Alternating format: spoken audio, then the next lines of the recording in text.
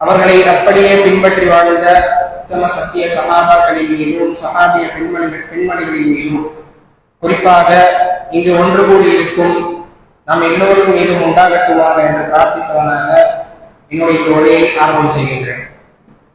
அன்பார்ந்த அல்லாஹ் நல்லடியார்களே, அல்லாஹ் சுப்ஹானஹு வ தஆலா ஒவ்வொரு சமுதாயத்திற்கும் நபிமார்களை அனுப்பியிருக்கின்றார். அந்த நபிமார்களுக்கு சில முஅஜிஸத்துகளை வழங்கியிருக்கின்றார்.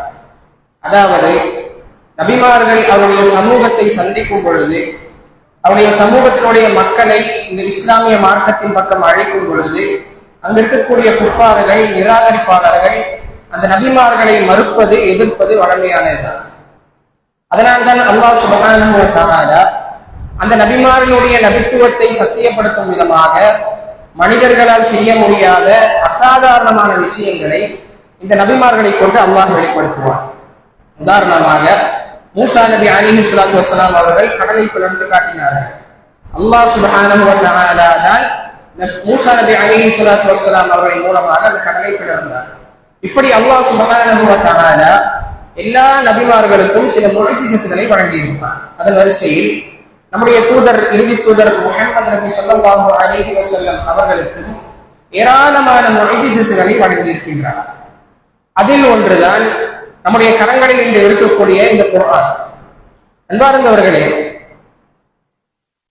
அல்லாஹ் சுப்ஹானஹு வ தஆலா இந்த குர்ஆனை மனிதனுக்கு நேர்வழி காட்டக்கூடியதாகவும் ஒரு அற்புதமாகவும் வைத்திருக்கின்றார். இந்த உலகத்தில் ஏராளமான புத்தகங்கள் இருப்பதை நம்மால் காண முடியும். அறிவியல் ரீதியான புத்தகங்கள் இருக்கின்றது, மருத்துவம் சம்பந்தமான புத்தகங்கள் இருக்கின்றது, ஆய்வு செய்து எழுதப்பட்ட புத்தகங்கள் இருக்கின்றது, ஆராய்ச்சி செய்து எழுதப்பட்ட புத்தகங்கள் இருக்கின்றது, கட்டுக்கதைகளால் உருவாக்கப்பட்ட புத்தகங்கள் இருக்கின்றது, உண்மை கதைகளை உள்கொள்ளக்கூடிய புத்தகங்கள் இருக்கின்றது. இது மட்டுமல்லாமல் ஏராளமான வேத கிரந்தங்களும் இருந்து கொண்டிருக்கின்றது. ரிக்வேதம், யஜுர்வேதம், சாமவேதம் போன்ற இந்துக்களுடைய வேத கிரந்தங்கள் இருக்கின்றது. அதே போன்று இஸ்லாமிய வரலாற்றில் மூசா நபி அவர்களுக்கு வழங்கப்பட்ட தௌராத் வேதம் இருக்கின்றது, ஈசா நபி அலைஹிஸ்ஸலாத்து வஸ்ஸலாம் அவர்களுக்கு வழங்கப்பட்ட இஞ்சில் வேதம் இருக்கின்றது, தாவூத் நபிக்கு வழங்கப்பட்ட ஜபூர் வேதம் இருக்கின்றது.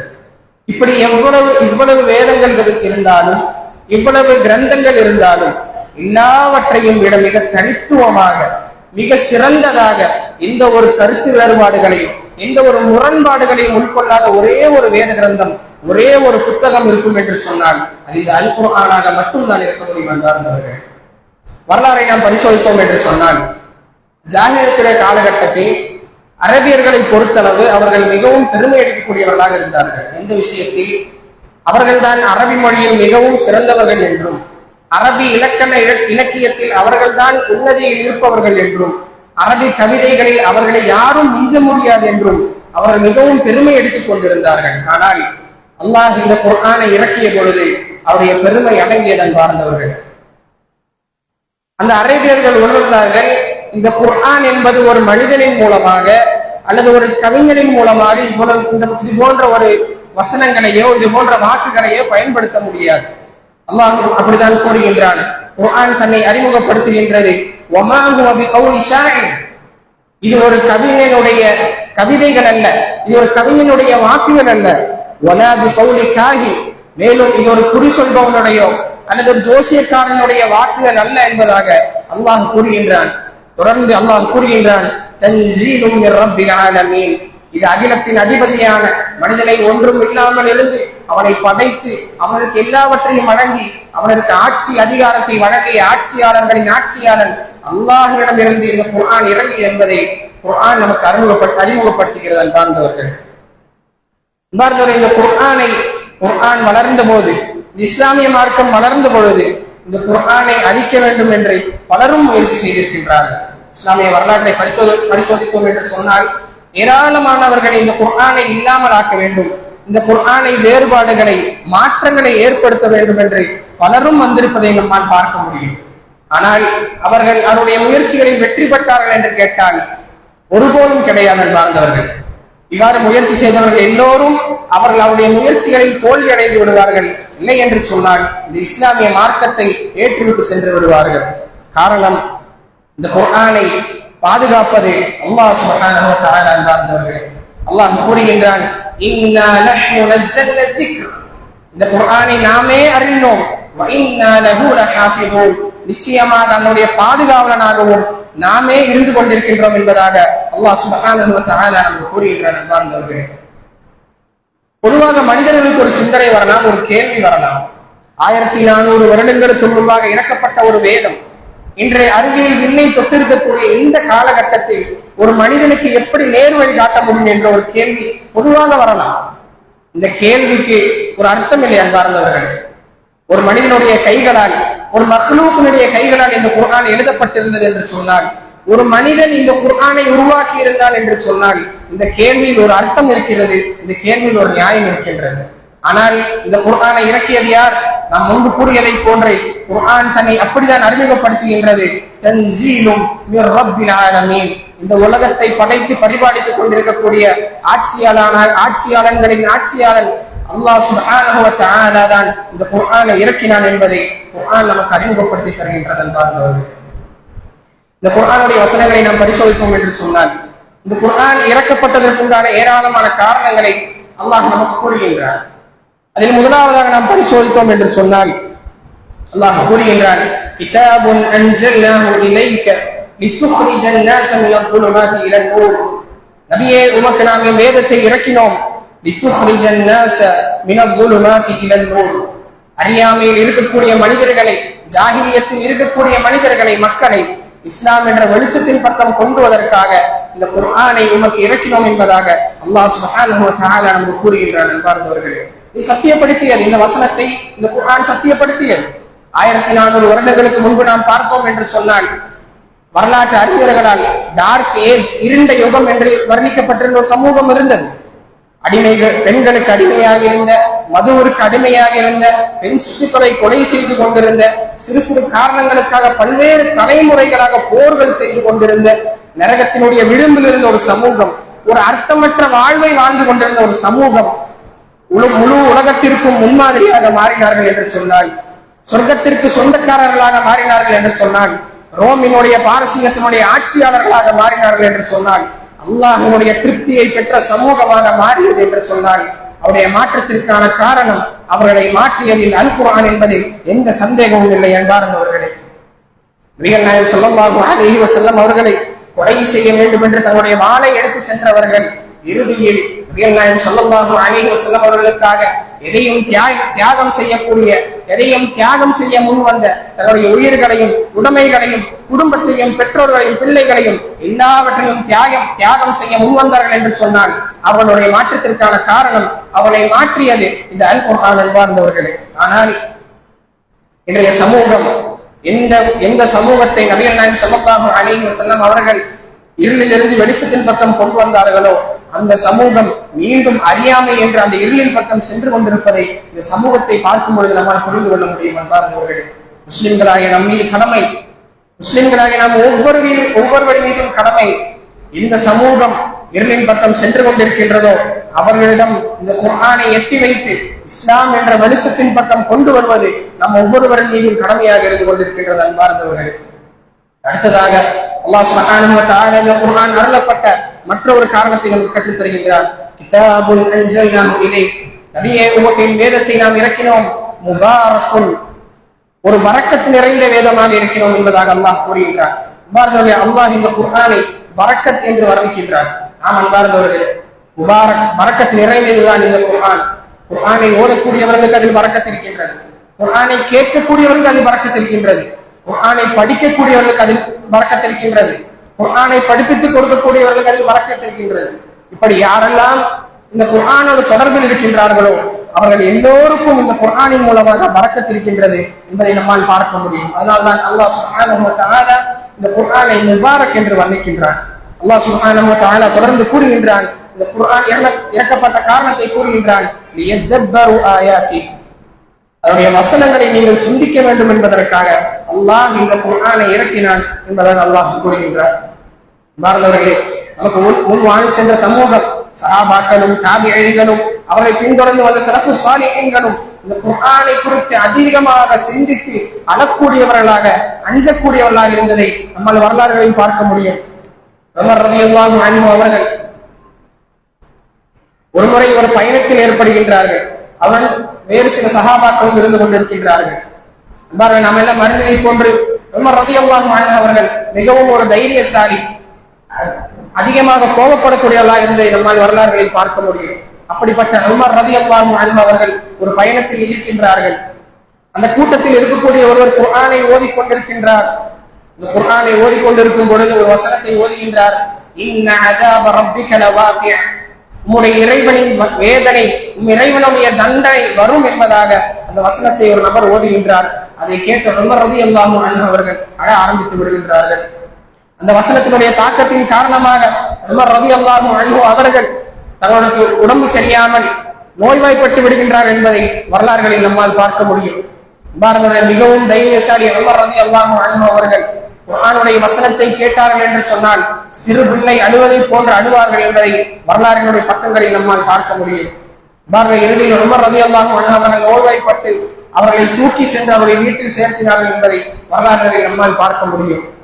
அதே போன்று ஃபுதைல் இப்னு ஐயாத் ரஹ்மஹுல்லாஹ் என்று சொல்லக்கூடிய ஒரு அறிஞர், அவரை சந்திப்பதற்காக அபூபக்கர் இப்னு ஐயாஸ் என்பவர்கள் செல்கின்றார்கள். அபூபக்கர் அவர்கள் செல்லும் பொழுது மக்ரிபுடைய நேரம். ஃபுதைல் இப்னு ஐயாத் ரஹ்மஹுல்லாஹ் அவர்கள் பள்ளியில் இருக்கின்றார்கள். ஃபுதைல் இப்னு ஐயாத் ரஹ்மஹுல்லாஹ்வுடைய மகன் அலி இப்னு ஃபுதைல் அவர்கள் இமாமாக நின்று கொண்டிருக்கின்றார்கள். இன்னொரும் தொழுகையில் இருக்கின்றார்கள். அலி இப்னு ஃபுதைல் அவர்கள் குர்ஆனை ஓத ஆரம்பிக்கின்றார்கள். சூரத்துத் தக்காத்துரை ஓத ஆரம்பிக்கின்றார்கள். ஓத ஆரம்பித்தவுடன் ஒரு வசனம் வருகின்றது. லதரவுன்னல் ஜஹீம், நீங்கள் நிச்சயமாக நரகத்தை காண்பீர்கள் என்பதாக ஒரு வசனம் வருகின்றது. அன்பார்ந்தவர்களே, அதை ஓதியவுடன் அலி இப்னு ஃபுதைல் அவர்கள் அழ ஆரம்பித்து விடுகின்றார்கள். அந்த வசனத்தை ஓதி அதற்கு அடுத்த வசனத்தை அவர்களால் ஓத முடியவில்லை. காரணம், அந்த வசனம் அவருடைய உள்ளத்தில் ஏற்படுத்திய தாக்கம். அபூபக்கர் அவர்கள் பார்க்கின்றார்கள், அவருக்கு அருகாமையில் ஃபுதைல் இப்னு ஐயாத் ரஹிமஹுல்லாஹ் அவர்கள் மயக்கம் அடைந்து விடுகின்றார்கள். வசனத்துடைய தாக்கத்தினால் லதரவுன்னல் ஜஹீம் என்ற அலி அவர்கள் ஓதினுடைய காரணத்தினால் ஃபுதைல் இப்னு ஐயாத் ரஹிமஹுல்லாஹ் அவர்கள் மயக்கம் அடைந்து விடுகின்றார்கள். அபூபக்கர் அவர்கள் யோசிக்கின்றார்கள். அவர்கள் ஒரு சிந்தனை வருகின்றது அன்பார்ந்தவர்களுடைய உள்ளத்தில். ஒரு பக்கம் குர்ஆனுடைய வசனத்தை ஓதி மகன் அலி அவர்கள் அடுத்த வசனத்தை ஓத முடியாமல் அழுது கொண்டே இருக்கின்றார். மற்றொரு இடத்தில் ஃபுதைல் இப்னு ஐயாத் ரஹிமஹுல்லாஹ்வுடைய தந்தை அவர்கள் குர்ஆனுடைய வசனத்தை கேட்டு மயக்கமடைந்து விழுந்திருக்கின்றார். அவருடைய உள்ளத்தில் ஏற்படுத்திய இந்த குர்ஆனுடைய வசனம், அவருடைய உள்ளத்தில் தாக்கத்தை ஏற்படுத்திய இந்த குர்ஆனுடைய வசனம் என்னுடைய உள்ளத்தில் ஏன் தாக்கத்தை ஏற்படுத்தவில்லை என்பதாக அலி அவர்களுக்கு, அபூபக்கர் அவர்களுக்கு ஒரு கேள்வி வருகிறது. அன்பார்ந்தவர்கள், நாமும் அதை யோசிக்க வேண்டும். அன்பார்ந்தவர்களே, ஏராளமான குர்ஆனை ஓதுகின்றோம், அல்ஹம்துலில்லாஹ். குர்ஆனை கேட்கின்றோம், குர்ஆனுடைய வகுப்புகளை நாம் கலந்து கொள்கின்றோம், குர்ஆனை ஓதி அழக்கூடியவருடைய காணொலிகளை காண்கின்றோம்.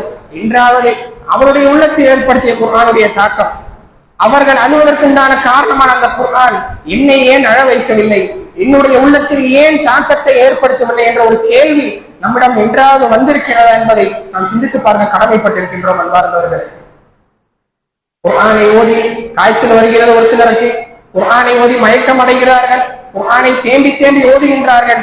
அந்த அளவிற்கு இந்த குர்ஆனுடைய வசனங்களை தாக்கம் இருக்கின்றதா என்பதை, இந்த குர்ஆனுடைய வசனங்கள் தாக்கம் ஏற்படுத்துமா என்பதை நாம் சிந்தித்தோம் என்று சொன்னால், ஆம் சகோதரர்களே, அல்லாஹ் கூறுகின்றான், லவ் அன்ஸல்னா ஹாதல் குர்ஆன அலா ஜபல், இந்த குர்ஆனை, இந்த வேதத்தை ஒரு மலையின் மீது நாம் இறக்கினோம் என்று சொன்னால், லரஐதஹு ஹாஷிஅன் முத்தஸத்திஅன் மின் ஹஷ்யத்தில்லாஹ், அல்லாஹ்வுடைய அச்சத்தினால் அந்த மலை வெடித்து சுக்குநூறாகுவதை நீங்கள் காண்பீர்கள். காரணம், அந்த குர்ஆனுடைய வசனங்களிற்கு, அந்த குர்ஆனிற்கு அவ்வளவு தாக்கம் இருக்கின்றது என்பதை அல்லாஹ் சுப்ஹானஹு வ தஆலா நமக்கு கற்றுத் தருகின்றார். அன்பார்ந்தவர்களே, அல்லாஹ் மற்றொரு இடத்தில் கூறுகின்றான், அஃபலா யததப்பரூனல் குர்ஆன், நீங்கள் குர்ஆனை சிந்திக்க மாட்டீர்களா, நீங்கள் குர்ஆனை சிந்திக்க மாட்டீர்கள் என்பதாக அல்லாஹ் கேட்கின்றான்.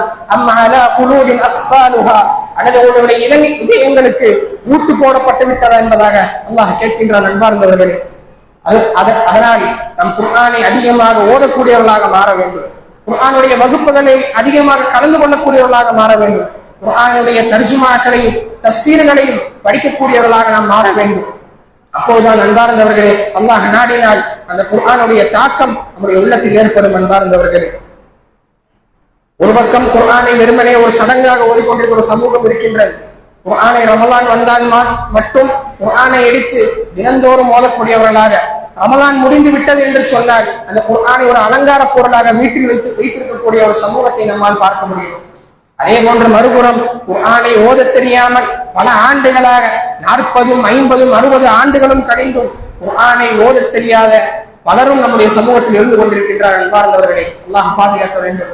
எவ்வளவு நன்மைகளை நஷ்டப்படுத்திக் கொண்டிருக்கின்றோம். குர்ஆனினுடைய நன்மைகளை, குர்ஆனை ஓதுவதன் மூலமாக அதன் மூலமாக கிடைக்கக்கூடிய நன்மைகளையும் வெகுமதிகளையும் ஒருவர் உணர்ந்தார் என்று சொன்னால் எப்படி அவரால் குர்ஆனை விட்டு விதூரமாக இருக்க முடியும்? நபிகள் நாயகம் ஸல்லல்லாஹு அலைஹி வஸல்லம் அவர்கள் பல சந்தர்ப்பங்களிலும் குர்ஆனை ஓதுவதற்குண்டான கூலிகளை நமக்கு கற்றுத் தந்திருக்கின்றார்கள். குர்ஆனை வெறுமனே ஓதுவதன் மூலமாக கிடைக்கக்கூடிய ஏராளமான சிறப்புகள் இருக்கின்றது அன்பார்ந்தவர்களே, ஏராளமான நன்மைகள் இருக்கின்றது அன்பார்ந்தவர்களே. நபிகள் நாயகம் ஸல்லல்லாஹு அலைஹி வஸல்லம் அவர்கள் கூறினார்கள், خيركم من تعلم القرآن وعلمه. யார் உங்களில் குர்ஆனை கற்று பிறருக்கும் அதை கற்றுக் கொடுக்கின்றாரோ அவர்தான் உங்களில் சிறந்தவர் என்பதாக நபிகள் நாயகம் ஸல்லல்லாஹு அலைஹி வஸல்லம் அவர்கள் நமக்கு கற்றுத் தருகின்றார்கள். மேலும் கூறினார்கள் மற்றொரு இடத்தில், மன் قرأ حرفا من كتاب الله. யார் குர்ஆனிலிருந்து ஒரு வசனத்தை, ஒரு ஹர்ஃபை படிக்கின்றாரோ ஃபலஹு பிஹி ஹஸனத்துன் வல் ஹஸனத்து பிஅஷ்ரி அம்சாலிஹா. அவருக்கு 10 மடங்கு நன்மை இருக்கிறது என்பதாக நபிகள் நாயகம் ஸல்லல்லாஹு அலைஹி வஸல்லம் அவர்கள் நமக்கு கற்றுத் தருகின்றார்கள். பாதுரை யோசித்து பார்க்க கடமைப்பட்டிருக்கின்றோம். ஒரு ஹர்ஃபை ஓதுவதன் மூலமாக, ஒரு எழுத்தை வாசிப்பதன் மூலமாக நமக்கு 10 நன்மைகள் என்று சொன்னால், ஒரு பக்கத்தை நாம் படித்தோம் என்று சொன்னால் எவ்வளவு நன்மைகளை நம்மால் சம்பாதிக்க முடியும்? ஒரு ஃபர்லான தொழுகைக்கு பிறகு ஒரு 5 வசனங்களை அல்லது ஒரு 10 வசனங்களை படிப்பதன் மூலமாக, ஒரு பக்கத்தை படிப்பதன் மூலமாக எவ்வளவு நன்மைகளை நாம் ஒரு நாளும் சம்பாதிக்க முடியும் என்பதை சிந்தித்து பார்க்க கடமைப்பட்டிருக்கின்றோம். இன்று ஏராளமான கண் தெரியாதவர்கள், காது கேட்க முடியாதவர்கள், வாய் பேச முடியாதவர்கள் எல்லாம் குர்ஆனை படிப்பதற்காக, குர்ஆனை கற்றுக்கொள்வதற்காக முயற்சி செய்வதை நம்மால் பார்க்க முடிகின்றது. ஆனால் அல்லாஹ்வுடைய அருளால் நல்ல பார்வை இருந்தும், நல்ல பேசக்கூடிய திறன் இருந்தும், நல்ல கேள்வி திறன் இருந்தும் குர்ஆனை ஓதக்கூடியவர்களாக, குர்ஆனை ஓதுவதற்கு முயற்சி செய்யாதவர்களாக நம்முடைய சமூகத்தில் பலரும் இருந்து கொண்டிருக்கின்றார்கள். அல்லாஹ் பாதுகாக்க வேண்டும். நபிகள் நாயகம் ஸல்லல்லாஹு அலைஹி வஸல்லம் அவர்கள் மற்றொரு இடத்தில் கூறினார்கள், அல்லதி யக்ரஉல் குர்ஆன வஹுவ மாஹிருன் பி. யார் குர்ஆனை நல்ல முறையில் ஓதுகின்றாரோ மஅஸ்ஸஃபரத்தில் கிராமில் பரரா, நாளை மறுமையில் மலக்குமார்களோடு அவர்கள் இருப்பார்கள் என்பதாக நபிகள் நாயகம் ஸல்லல்லாஹு அலைஹி வஸல்லம் அவர்கள் கூறினார்கள். தொடர்ந்து கூறினார்கள், வல்லதி யக்ரஉல் குர்ஆன, யார் குர்ஆனை ஓதுகின்றாரோ வயததஅதஉ ஃபீ, திக்கி திக்கி ஓதுகின்றாரோ வஹுவ அலைஹி ஷாக்குன், கஷ்டப்பட்டு குர்ஆனுடைய நன்மையை பெற வேண்டும் என்று யார் கஷ்டப்பட்டு முயற்சி செய்து திக்கி திக்கி இந்த குர்ஆனை ஓதுகின்றாரோ ஃபலஹு அஜ்ரான், அவருக்கு 2 கூலி இருக்கிறது என்பதாக நபிகள் நாயகம் ஸல்லல்லாஹு அலைஹி வஸல்லம் அவர்கள் நமக்கு கற்றுத் தருவதை பார்க்க முடியும். அன்பார்ந்தவர்களே, அன்பார்ந்தவர்களை, இந்த குர்ஆனை ஓதுவதன் மூலமாக ஏராளமான சிறப்புகளும் ஏராளமான நன்மைகளையும் இருப்பதையும் நபிகள் நாயகம் ஸல்லல்லாஹு அலைஹி வஸல்லம் அவர்கள் கற்றுத் தந்திருக்கின்றார்கள்.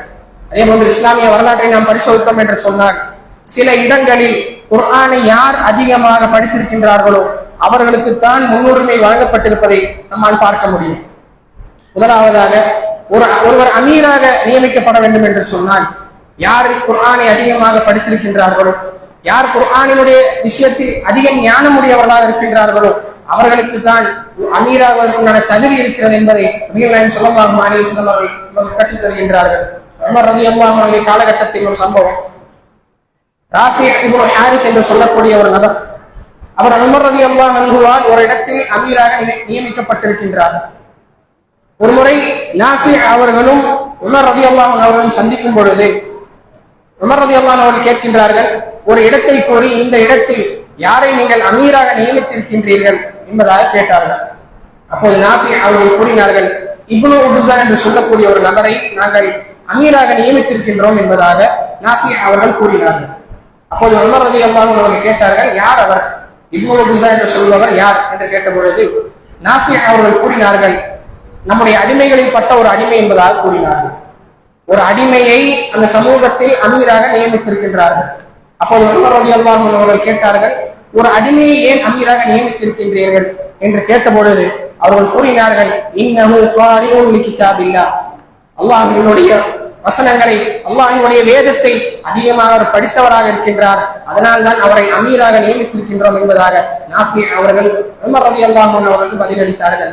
அப்போது உமர் ரலியல்லாஹு அன்ஹு அவர்கள் கூறினார்கள், நான் கேட்டிருக்கின்றேன், நபிகள் நாயகம் ஸல்லல்லாஹு அலைஹி வஸல்லம் அவர்கள் கூறுவதை நான் கேட்டிருக்கின்றேன், இன்னல்லாஹ யர்ஃபஉ பிஹாதல் கிதாபி அக்வாமன், அல்லாஹ் சுப்ஹானஹு வ தஆலா இந்த வேதத்தின் மூலமாக இந்த குர்ஆனை கொண்டு சில சமூகத்தை உயர்த்துவான் என்பதாக நபிகள் நாயகம் ஸல்லல்லாஹு அலைஹி வஸல்லம் அவர்கள் கூறியதை நான் கேட்டிருக்கின்றேன் என்பதாக உமர் ரலியல்லாஹு அன்ஹு அவர்கள் கூறினார்கள்.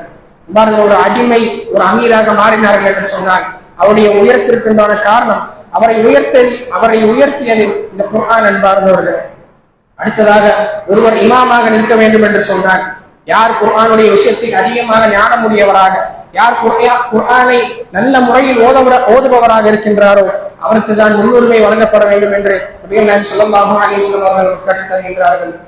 யஉம்முல் கௌம அக்ரஅஹும் லிகிதாபில்லாஹ், யார் குர்ஆனை அதிகமாக யார் நன்றாக ஓதுகின்றாரோ அவர்தான் ஒரு சமூகத்திற்கு இமாமாக நிற்க வேண்டும், ஒரு சமூகத்திற்கு இமாமாக நிற்க வேண்டும் என்பதாக நபிகள் நாயகம் ஸல்லல்லாஹு அலைஹி வஸல்லம் அவர்கள் நமக்கு கற்றுத் தருகின்றார்கள். அதே போன்று ஒரு மஷூரா சபை இருக்கிறது என்று சொன்னால் யார் குர்ஆனுடைய விஷயத்தில் மாஹிராக இருக்கின்றாரோ, யார் குர்ஆனுடைய விஷயத்தில் அதிகமாக ஞானமுடையவராக கல்வியுடையவராக இருக்கின்றாரோ அவருக்கு தான் அந்த மஷூராவுடைய சபையில் முன்னுரிமை வழங்கப்பட வேண்டும். உமர் ரலியல்லாஹு அன்ஹுடைய காலகட்டத்தில் ஒரு மஷூரா சபை இருந்தது. அந்த சபையில் யார் குர்ஆனை அதிகமாக படித்திருக்கின்றார்களோ அவர்களுக்கு தான் முன்னுரிமை வழங்கப்படும் என்பார்களே. அவர்கள் சிறியவர்களாக இருந்தாலும் சரி, பெரியவர்களாக இருந்தாலும் சரி, யார் குர்ஆனை அதிகமாக கல்வியுடையவர்களாக இருக்கின்றாரோ அவர்களுக்கு மட்டும்தான் அந்த மஷூராவில் கலந்து கொண்டிருக்கின்றன முன்னுரிமை வழங்கப்பட்டிருந்தது என்பார்கள். இது மட்டுமல்ல, ஒரு சம்பவத்தை நம்மால் பார்க்க முடியும். உஹது போர் முடிந்ததற்கு பிறகாக நபிகள் நாயகம் ஸல்லல்லாஹு அலைஹி வஸல்லம் அவர்கள் ஷஹீதுகளை அடக்கம் செய்து வந்து கொண்டிருக்கின்றார்கள். அப்போது இரண்டு நபர்களை நபிகள் நாயகம் ஸல்லல்லாஹு அலைஹி வஸல்லம் அவர்கள் சந்திக்கின்றார்கள். மரணித்த இரண்டு நபர்களிடத்தில் வருகின்றார்கள். அப்போது நபிகள் நாயகம் ஸல்லல்லாஹு அலைஹி வஸல்லம் அவர்கள் கேட்டார்கள், ஐயுஹும் அக்ஸர் அஹ்தம் லில் குர்ஆன், இந்த இரண்டு பேரில் யார் குர்ஆனை அதிகமாக படித்தவர்கள் என்பதாக நபிகள் நாயகம் ஸல்லல்லாஹு அலைஹி வஸல்லம் அவர்கள் கேட்டார்கள். அப்போது ஒரு நபரை சுட்டி காண்பிக்கப்பட்டது. அப்போது அந்த நபரை, குர்ஆனை அதிகமாக படித்த நபரை முதலாவதாக அடக்கம் செய்தார்கள் என்பதை வரலாறுகளை நம்மால் பார்க்க முடியும். இப்படி அன்பார்ந்தவர்களே, பல இடங்களிலும் முன்னுரிமை வழங்கப்படுவது குர்ஆனை யார் அதிகமாக படித்திருக்கின்றார்களோ அவர்களுக்கு தான் முன்னுரிமை வழங்கப்பட்டிருக்கின்றது. அதை நாமும் கவனிக்க வேண்டும். அன்பார்ந்தவர்களே, ஒருவருக்கு எவ்வளவு சொத்து இருந்தாலும், இன்னும் அதிகாரம் இருந்தாலும், அவர் ஒரு சில இடங்களில் முன்னில் நிற்க வேண்டும் என்று சொன்னால், ஒரு சில இடத்தில் ஒரு அமீராக நிற்க வேண்டும் என்று சொன்னால் அவர் குர்ஆனை அதிகமாக படித்திருக்க வேண்டும். இல்லை என்று சொன்னால் எவ்வளவு காசுகள் இருந்தாலும், எவ்வளவு செல்வங்கள் இருந்தாலும், எவ்வளவு அதிகாரங்கள் இருந்தாலும் அவர்களுக்கு முன்னுரிமை வழங்கப்படாது என்பதை நம்மால் புரிந்து கொள்ள முடியும். அன்பார்ந்தவர்களே, ஆக இந்த குர்ஆனோடு அதிகமாக தொடர்புடையவர்களாக, குர்ஆனை அதிகமாக படிக்கக்கூடியவர்களாக அல்லாஹ் உங்களையும் என்னையும் ஆக்கி அருள் புரிவானாக.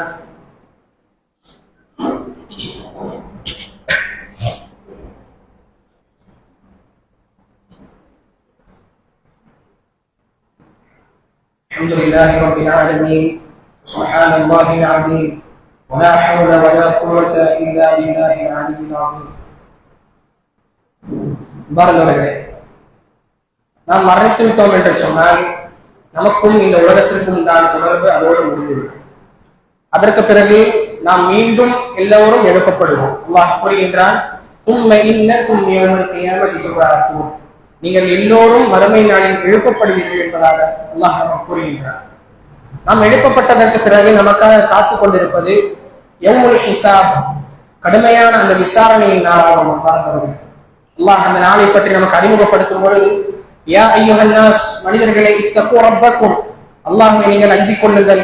வக்ஷவ் யௌமன், ஒரு நாளை நீங்கள் பயந்து கொள்ளுங்கள். லா யஜ்ஸி வாலிதுன் அன் வலதி வலா மவ்லூதுன் வஜாஸின் அன் வாலிதிஹி ஷைஆ, எந்த ஒரு பெற்றோரும் பிள்ளைகளுக்கு ஒன்றும் செய்ய முடியாத, பெற்றோர்கள் பிள்ளைகளுக்கு ஒன்றும் செய்ய முடியாத அந்த நாளை நீங்கள் பயந்து கொள்ளுங்கள் என்பதாக அல்லாஹ் கூறுகின்றான். மற்றொரு இடத்தில் கூறுகின்றான், யௌம யஃபிர்ருல் மர்உ மின் அஹீஹி வ உம்மிஹி வ அபீஹி வ ஸாஹிபதிஹி வ பனீஹி, மனைவி கணவனை கண்டு, கணவன் மனைவியை கண்டு, பெற்றோர்கள் பிள்ளைகளை கண்டு, பிள்ளைகள் பெற்றோர்களை கண்டு, இப்படி எல்லோரும் அவர்களுடைய நிலையை குறித்து பயந்து சிதறி ஓடிக்கொண்டிருக்கூடிய நாளை நீங்கள் பயந்து கொள்ளுங்கள் என்பதாக கூறுகின்றார். மற்றொரு இடத்தில் கூறுகின்றான், யௌமலா தம்லிகு நஃப்ஸுன் லிநஃப்ஸின் ஷைஆ, இந்த ஒரு ஆத்மாவும் மற்ற ஒரு ஆத்மாவிற்கு எதையும் சொந்தப்படுத்த முடியாத அந்த நாளை நீங்கள் பயந்து கொள்ளுங்கள். மேலும் நபிகள் நாயகம் ஸல்லல்லாஹு அலைஹி வஸல்லம் அவர்கள் கூறினார்கள், லா தஸூலு கதம அப்தின் யௌமல் கியாமா, கேட்கப்படக்கூடிய கேள்விகளுக்கு பதில் சொல்லும் வரை ஆதமுடைய மகனுடைய கால் ஒரு அடி கூட நகராது என்பதாக நபிகள் நாயகம் ஸல்லல்லாஹு அலைஹி வஸல்லம் அவர்கள் நமக்கு கற்றுத் தருகின்றார்கள். அன்பார்ந்தவர்களே, அப்படிப்பட்ட கடுமையான அந்த நாளில் நமக்காக உதவுவதற்கு யாரும் கிடையாது, யாரும் நமக்கு சிபாரிசு செய்ய முடியாது, நாமும் யாருக்கும் சிபாரிசு செய்ய முடியாது. ஸல்லல்லாஹு அலைஹி வஸல்லம் அவர்கள் ஒரு ஹதீஸில் கூறுகின்றார்கள், எல்லா மனிதர்களும் கபரிலிருந்து எழுப்பப்படும் பொழுது ஒரு மனிதரிடம் ஒரு உருவம் வரும். அந்த உருவம் கேட்குமாம், ஹல் தஅரிஃபுனி. அந்த மனிதர் கூறுவார், உன்னை எனக்கு தெரிகிறதா என்பதாக அந்த உருவம் கேட்கும். அப்போ அந்த மனிதர் கூறுவார், மா அஅரிஃபுக், இல்லை, என்னை உனக்கு தெரியவில்லை என்பதாக அந்த மனிதர் கூறுவார். அப்போது அந்த உருவம் கூறுமாம், அன ஸாஹிபுக அல் குர்ஆன், நான் தான் உன்னுடைய தோழன் குர்ஆன் என்பதாக குர்ஆன் கூறுமாம். அல்லதி அப்லக்துக ஃபீ ஹவாஜிர் வ அஸ்ஹர்து லைலக், உன்னுடைய பகலுடைய நேரங்களை நான் உன்னை தியாகம் செய்தேன், பகலுடைய நேரங்களில் நான் உன் தாகிப்பித்தேன், உன்னை இரவுடைய நேரங்களில் உன்னுடைய தூக்கத்தை நான் நஷ்டப்படுத்தினேன். அதாவது இரவிலும் பகலிலும் நீ என்னை ஓதி வந்தாய், நான் தான் அந்த குர்ஆன் என்பதாக அந்த மனிதரிடம் அந்த உருவம் கூறும். அந்த உருவம் பின்பு அந்த மனிதருக்கு தன் முன்கூடி யமீனி, அவருடைய வலது கைகளில் அதிகாரம் வழங்கப்படும். அதே போன்று அவருடைய இடது கையில் அந்த சொர்க்கத்தில் நிரந்தரமாக இருப்பதற்கு உண்டான அந்த பொழுது வழங்கப்படும் என்பார்கள். அது மட்டுமல்லாமல் அவருடைய பெற்றோர்களுக்கு அவருடைய பெற்றோர்களுக்கு பட்டாடைகள் அணிவிக்கப்படும் என்பார்களே. யார் இந்த உலகத்தில் வாழும் பொழுது குர்ஆனை நல்ல முறையில் படித்து அதை அனுசரித்து வாழுகின்றார்களோ அவருடைய பெற்றோர்களுக்கு நாளை மறுமையில் பட்டாடை வழங்கப்படும். அப்போது பெற்றோர்கள் கூறுவார்களாம், பீமகுசீனா ஹாதா, எதற்காக இந்த பட்டாடைகளை நீங்கள் அணிவிக்கின்றீர்கள் என்பதாக அந்த பெற்றோர்கள் கேட்பார்கள். அப்போது அவரிடம் கூறப்படும்,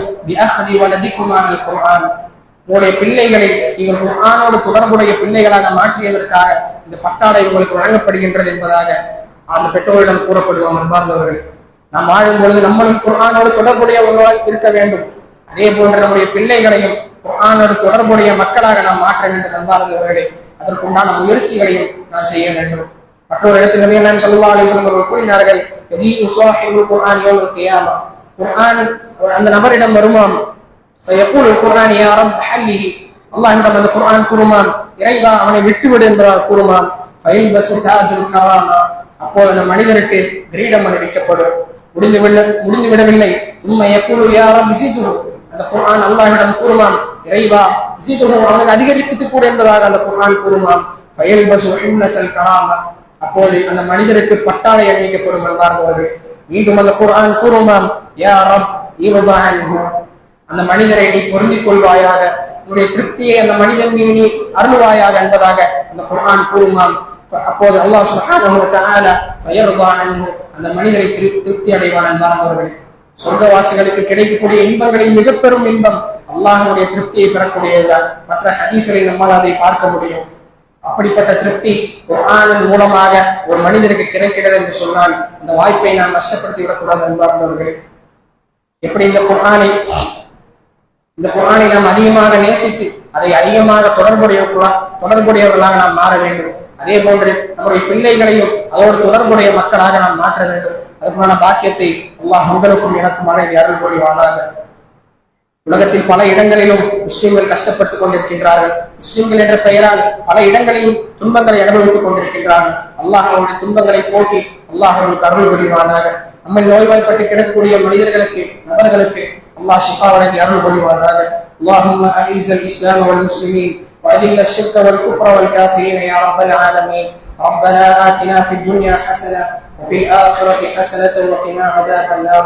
إن الله يأمر بالعدل والإحسان وإيتاء ذي القربى وينهى عن الفحشاء والمنكر والبغي يعظكم لعلكم تذكرون. أقم الصلاة.